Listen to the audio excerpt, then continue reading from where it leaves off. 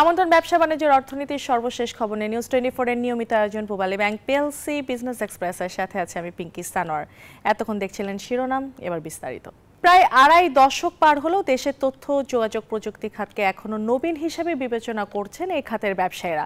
আর তাই আসছে বাজেটে এই খাতের কর অব্যাহতি বা প্রণোদনা তুলে নিলে স্মার্ট বাংলাদেশ বিনির্মাণে নেতিবাচক প্রভাব পড়বে বলে মনে করেন তারা। ব্যবসায়ী সংগঠনগুলোর দাবি, এলডিসি উত্তরণের আগ মুহূর্ত 2031 সাল পর্যন্ত বজায় রাখতে হবে কর সুবিধা। মুরসালিন হক জুনায়েদের রিপোর্ট।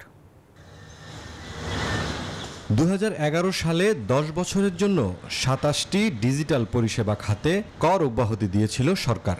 2020-21 অর্থ বছরে সে কর অব্যাহতির মেয়াদ শেষ হলে আবার 4 বছরের জন্য সে সুবিধা বাড়ানো হয়।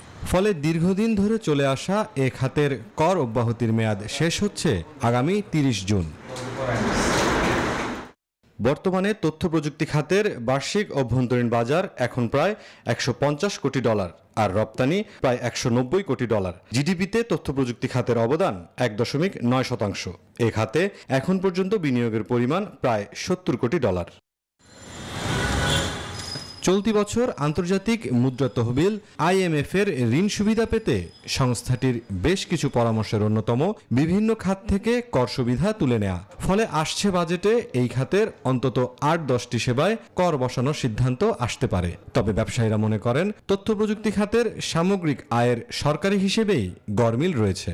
একটা সার্বিক সার্ভে করেছে এনবিআর, যেখানে ওনারা দেখাচ্ছেন 5,000 কোটি টাকা আমাদের প্রফিট, অথচ আমরা জানি আমাদের টার্নওভার মাত্র 2,000 কোটি টাকা। সো 5,000 কোটি টাকা প্রফিট মানে হচ্ছে 1,500 কোটি টাকা রাজস্ব মিস হচ্ছে আমাদের ট্যাক্স এক্সেম্পশনের কারণে। ওয়ারেজ 2,000 কোটি টাকা যদি আমাদের টার্নওভার হয়, তাহলে আমাদের এই খাত থেকে ট্যাক্স আসে হার্ডলি 200 কোটি টাকা। এই অঙ্ক যদি ঠিক করে দেওয়া হয়, তাহলে IMFও কিন্তু এই খাত থেকে কর অব্যাহতির ব্যাপারে ওদের ইন্টারেস্ট হারিয়ে ফেলবে। গেল 2 অর্থবছর থেকে ল্যাপটপ ও প্রিন্টারে 15% কর আরোপ প্রযুক্তি খাতের এগিয়ে যাওয়া বাধাগ্রস্ত করার পাশাপাশি হার্ডওয়্যার শিল্পকেও বিপাকে ফেলেছে। আর তাই এই করের ব্যাপারে সরকারকে নতুন করে ভাবার পরামর্শ ব্যবসায়ীদের। হার্ডওয়্যারের দাম বাড়াই দিয়া ওইখানে কি বেনিফিট হবে?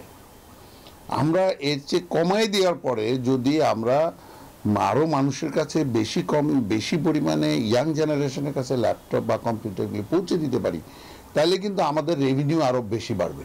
এদিকে দেশের আউটসোর্সিং খাতের ব্যবসায়ীরা মনে করেন, কর সুবিধা প্রত্যাহার করা হলে বাধাগ্রস্ত হবে রপ্তানি বাজার। আমরা এই ডিজিটাল থেকে স্মার্টের দিকে যাওয়ার জন্য আইসিটি খাতকে আমাদের যেই ট্যাক্স এক্সেম্পশন অব্যাহতিটা আমাদের রয়েছে, সেটা আসলে আমাদের কন্টিনিউ করা উচিত। কারণ হচ্ছে এই সেক্টরটা কিন্তু কম্পারেটিভলি নতুন। যদিও এখন পর্যন্ত সরকারের বিভিন্ন পর্যায় থেকে আসছে বাজেটেও তথ্য প্রযুক্তি খাতে কর অব্যাহতি সুবিধা বহাল রাখার আশ্বাস দেওয়া হচ্ছে। মুরসালিন হক জুনায়েদ, নিউজ 24, ঢাকা।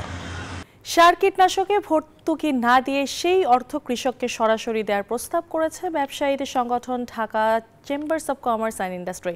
রাজধানীতে এক সেমিনারে সংগঠনটির নেতারা বলেন, সার কীটনাশকে ভর্তুকির বিষয়ে IMF প্রশ্ন তুললেও কৃষককে অর্থ সহায়তা করলে আর প্রশ্ন তোলার কোনো সুযোগ থাকবে না।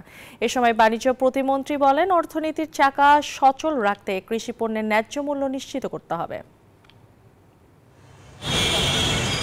দেশে খুব সহজে হাজার কোটি টাকা ঋণ সুবিধা পায় বিত্তবানরা, কিন্তু কৃষির প্রধান এই দেশে 10 থেকে 20,000 টাকা কৃষি ঋণ পেতে নানা শর্ত আর প্রতিবন্ধকতায় পড়তে হয় সাধারণ কৃষকদের।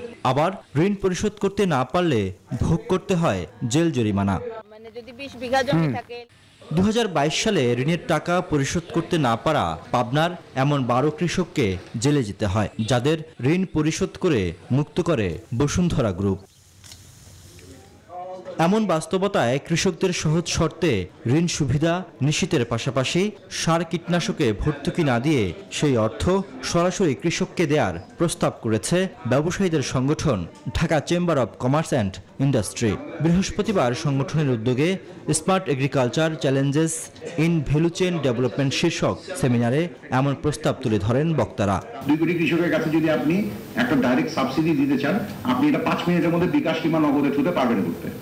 5 মিনিটে 2 কোটি লোকের কাছে টাকা পৌঁছে যাবে, স্পেসিফাইড কার্ড হোল্ডারের কাছে। এই ক্ষমতাটা আমাদের 5 বছর আগে আমরা চিন্তাও করতাম না। আমাদের সারে সাবসিডি দেওয়ার কোনো দরকার নেই। আমরা কৃষককে ডাইরেক্ট সাবসিডি দিতে পারি। আপনার সারের সাবসিডি দিলে IMF থেকে শুরু করে অনেকেই অনেক ধরনের আপত্তি করেন। আমি যদি ডাইরেক্ট কৃষককে সাবসিডি দিই, দুনিয়ার কেউ আপত্তি করার কোনো জায়গা নেই।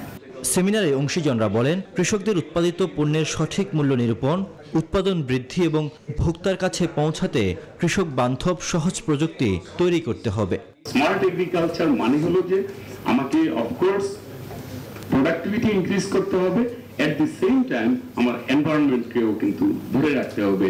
এগ্রিকালচারে কখনোই আপনার সাবসিডি পেয়ে যেতে পারবে না। 90 টাকার ফার্টিলাইজার দিয়ে দিচ্ছে, কখনোই এগ্রিকালচার কমোডিটি প্রোডাকশন হবে না, আপনাকে সাবসিডি দিতেই হবে।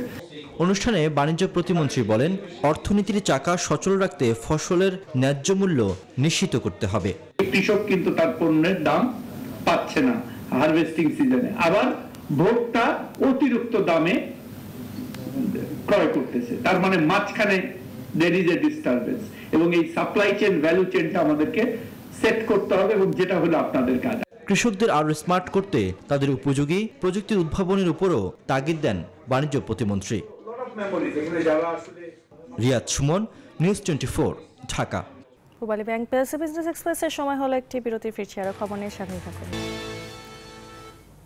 বিরতির পর আবারও স্বাগত জানাচ্ছি পূবালী ব্যাংক PLC বিজনেস এক্সপ্রেসে।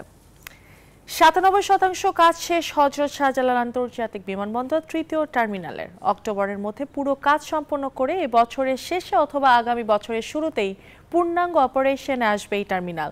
বিমানমন্ত্রী বলছেন, জয়েন্ট ভেঞ্চারের মাধ্যমে হবে গ্রাউন্ড হ্যান্ডলিং এর কাজ। এ নিয়ে জাপানের সঙ্গে আলোচনা চলছে বলেও জানান মন্ত্রী।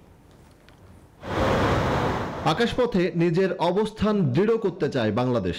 যে লক্ষ্যে অত্যাধুনিক বিমান রানওয়ের পাশাপাশি আন্তর্জাতিক মানসম্পন্ন সেবা নিশ্চিতে তৈরি হচ্ছে দৃষ্টিনন্দন বিমানবন্দর। যে পথে গুরুত্বপূর্ণ পদক্ষেপ হযরত শাহজালাল আন্তর্জাতিক বিমানবন্দরের তৃতীয় টার্মিনাল। দৃষ্টিনন্দন এই স্থাপনার কাজ প্রায় শেষ। এরই মধ্যে বসেছে স্বয়ংক্রিয় বোর্ডিং ও ইমিগ্রেশন পয়েন্ট। গ্রাউন্ড হ্যান্ডলিং এর কাজ নিয়ে জাপানের সঙ্গে আলোচনাও চলমান। বৃহস্পতিবার টার্মিনাল ভবন পরিদর্শন শেষে এসব তথ্য জানান বিমানমন্ত্রী। পৃথিবীর কোনো দেশে একটা বিমানের টার্মিনাল সময় মতো শুরু হয়নি, কারণ এটা হাইলি টেকনিক্যাল একটা কাজ। যতই আপনি পরিকল্পনা করেন, পরিকল্পনার মধ্যে কোনো এক জায়গায় দেখা যাচ্ছে এখানে আর একটু অ্যাডজাস্টমেন্ট দরকার, এখানে আর একটু উন্নয়ন দরকার। অক্টোবরেই থার্ড টার্মিনালের পুরো কাজ শেষ হবে বলে জানান বেসামরিক বিমান চলাচল কর্তৃপক্ষের চেয়ারম্যান।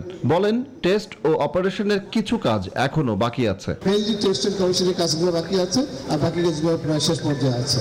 আর এফএর কাজ যেটা বললো এভাবে হচ্ছে, আমরা আগাচ্ছি। আমাদের প্রতি অবজারভেশনগুলো আমরা নিয়েছি, অবজারভেশন অনুসারে আমরা কাজগুলো সম্পন্ন করলেই আশা করছি এটা হয়ে যাবে। আমরা অক্টোবরে রেডি হয়ে যাবো, এই বিমানবন্দর অক্টোবরে রেডি হবে। 21,300 কোটি টাকার এই প্রকল্পের কাজ শুরু হয়েছিল 2019 সালের 28 ডিসেম্বর। গত বছর 7 অক্টোবর টার্মিনালটির সফট ওপেনিং করেন প্রধানমন্ত্রী শেখ হাসিনা। সজল দাস, নিউজ 24, ঢাকা। এই ছিল Pubali bank PLC business express এখনকার মতো আয়োজন। এতক্ষণ সাথে থাকার জন্য ধন্যবাদ সবাইকে।